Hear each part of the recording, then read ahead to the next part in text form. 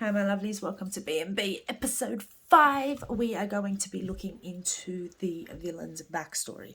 If this is the first video that you have come across, it's probably not going to make much sense to you. And why would you start a season episode 5 in? Go to my list, watch episode 1, watch them all the way through, and have fun with me. This is to entertain my shadow side. I do have a legitimate channel. It's called Mystikal Awakening Tarot.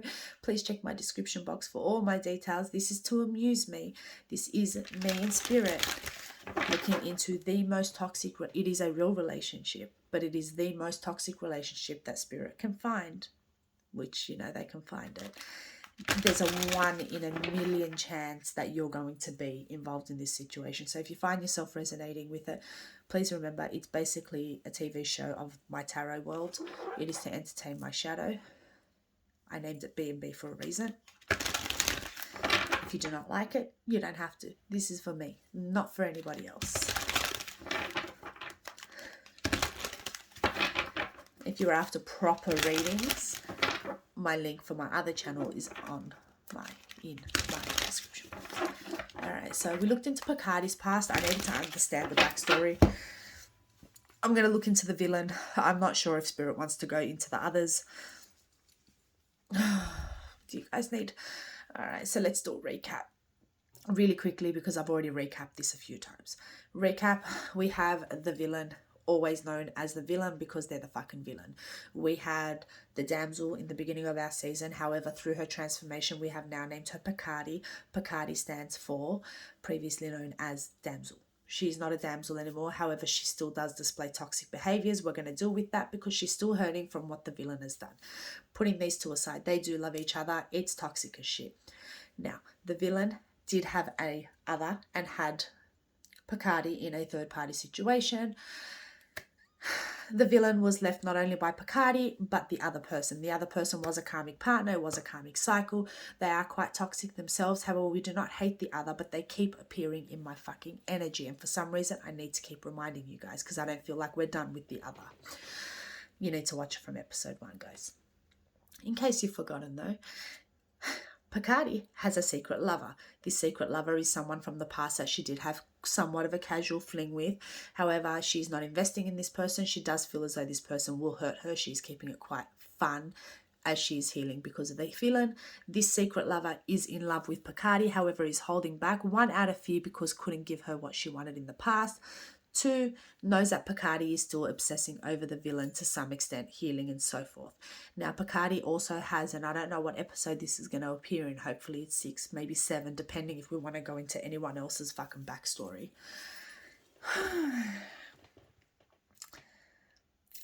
Picardi has someone secret coming in, and we're getting glimpses of them. This person isn't going to wait. They're brand new. They're not scared. Picardi's going to have a decision to make. Oh, by the way, the villain did end up contacting Picardi and doing the whole like, maybe we should think about like some sort of commitment. And Picardi was all like, I know you love me. Why can't you just tell me? Anyways, go watch all my fucking episodes. They're fun. What we did get was Picardi is a single child. Parents were constantly working. They were good parents, good marriage. They were together. There was no divorce or anything. However, they were always distant from home. Go watch that episode too. No siblings. I think she's a teacher of some sort. Maybe a school teacher, primary school teacher, but she's a teacher of some sort. I feel like she does work with youth. Not very satisfied in her career. Don't know if that's in relation to the villain breaking her fucking heart. Please keep in mind that the only reason I've given her the name Picardi is because she chose not to be a damsel or a victim anymore and chose to leave a third-party situation. Upon doing so, the other person also left the villain. So now the villain's alone going like, I want Picardi. Also, the other and the villain are stalking Picardi while she's getting her bang on. So, give me dynamic for the villain. Dynamic, like growing up, backstory, life story. Constantly a lot of moves. Again, they were also left alone. Look at that, fucking toxicity attracting each other. A lot of my stories are not going to make sense, my lovelies. I will try to recap you guys in case you don't want to go back, but a lot of my stories are not going to make sense unless you've sort of kept up with the storyline.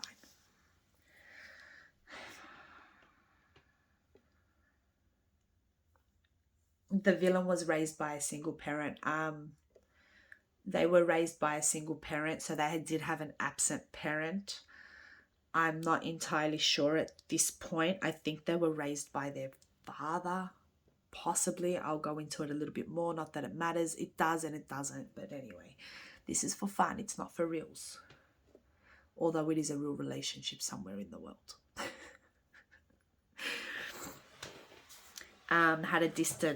Had an absentee parent. I feel as though this parent maybe watched from afar. Hope they don't make an appearance, but it's B&B, so anything's possible.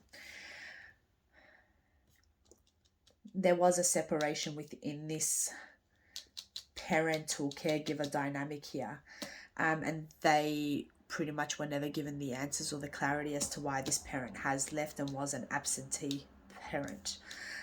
This has then sort of not taught the villain in the most healthiest of ways what connections were, and I feel as though this is why they always have a consistent backup plan.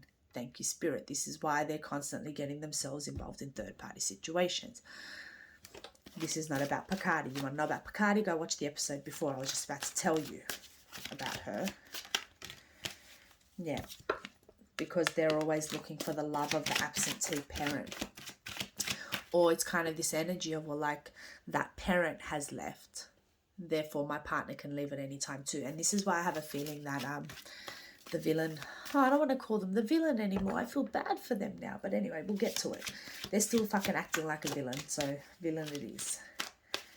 Yeah, this person was never given the truth as to why this parent disappeared. They were never given clarity. They were never given truth. And I feel as though their relationships is pretty much sitting in their shadow. That inner child is basically playing out their biggest fears, being neglected, being left alone, possibly seeing that parent having to do things alone. Give me more about this parent. They were strict. I feel as though they had a very, you do as I say, not as I do, you do not ask questions kind of mentality. I feel as though they were quite, they were very, very, very, well, I don't blame them either. Were they around financially? Okay. They constantly had to work as well, and I feel as though they set a very, very, very strict kind of lifestyle for the villain here, because the villain has learnt to be very independent, pretty much like Picardy. Yeah. I know this is fun, and I know it's toxicity, and I love soap operas. Maybe I shouldn't go into their life story, because now I'm more like, oh, poor baby, the villain. I know why he hurts people. Was there anything traumatic we need to know about, please?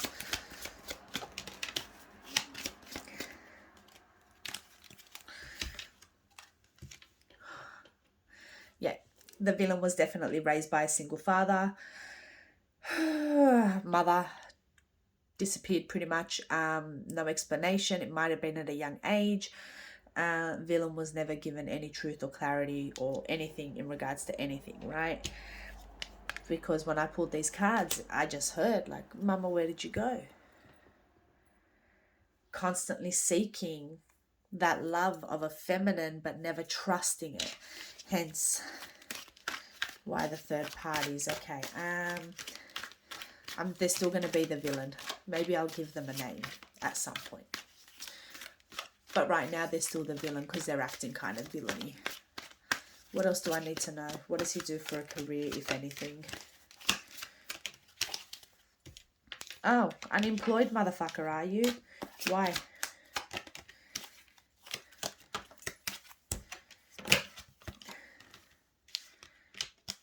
Lazy motherfucker.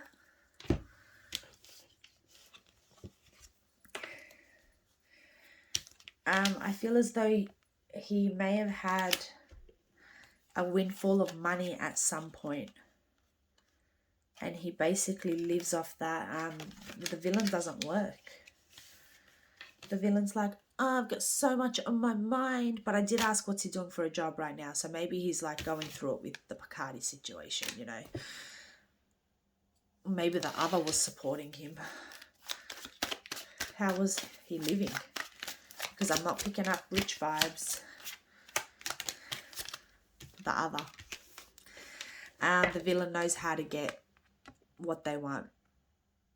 The villain knows how to get what they want from who they need it from, and all they have to do is manipulate emotions.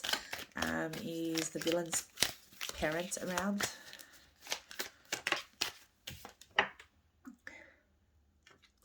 Somewhat emotionally absent as well. Why?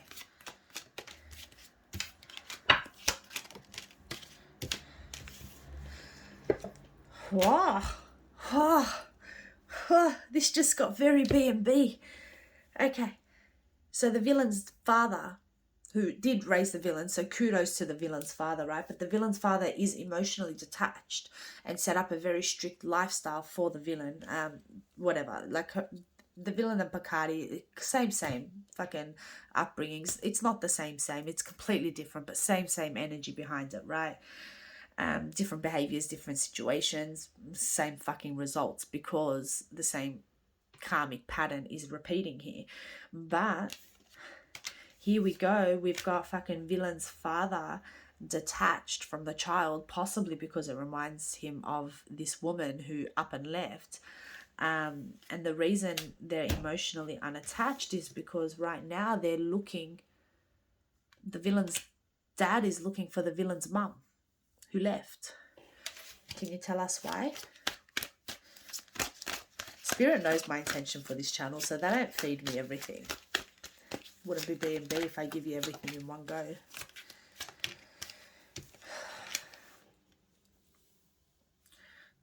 Well, that's a bit shitty.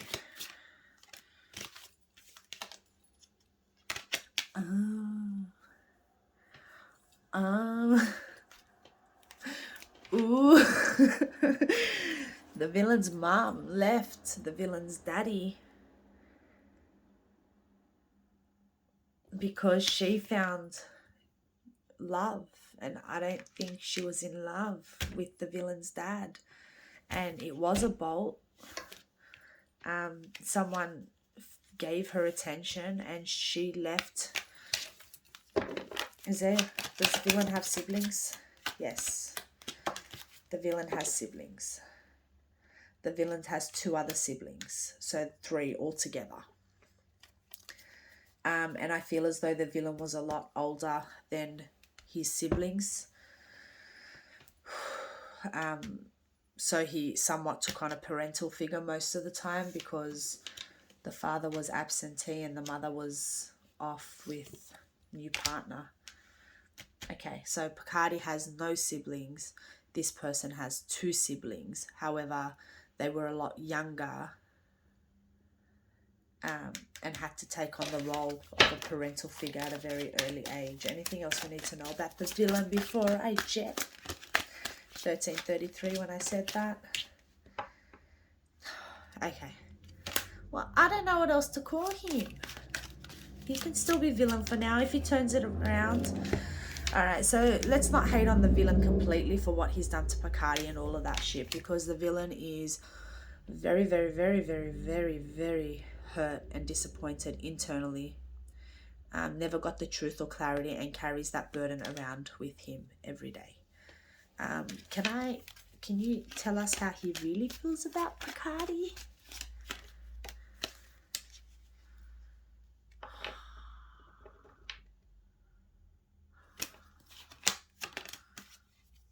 Okay. Picardi's helped him. Through her loyalty and her love, she's helped him sort of see the possibility of a commitment. So maybe his offer wasn't completely fucked up. It was just a difficult one, because that same offer that came up in episode 3, I think, the one where we visited, anyways, you'll get it. Here we got the villain actually possibly legitimately wanting a commitment, just afraid. How does he feel about the other? Why are you making me ask about the motherfucking other?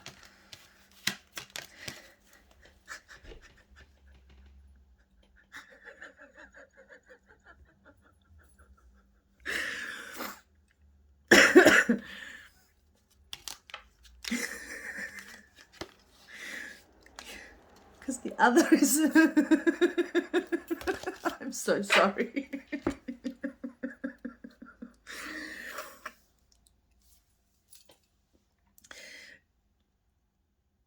Because if he can't have Picardy, he knows the other is an option. Because it doesn't matter. No matter how many times the villain has hurt the other's always accepted him back. Yeah, always accepted him back. She's got attachment too, and it's attachment to being alone. The other doesn't necessarily want the connection to end. The other right now is like, I'm going to show the villain and blah, blah, blah. But unaware that while she's doing what she's doing, that the villain's not sitting there going, oh my God, the other, I love you. No, he's going, oh my God, Picardy, I love you. I need you. The thing is, this is why Spirit hasn't let the other disappear from my storyline, even though she's gone. It's because the other is an option. It's kind of like, well, if Picardy rejects me, I'm just going to go get the other back. His name is still Villain.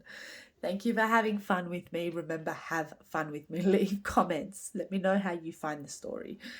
But honestly, this channel is just for me and my amusement. If you guys find some sort of amusement in it too, cool. If you don't, also cool.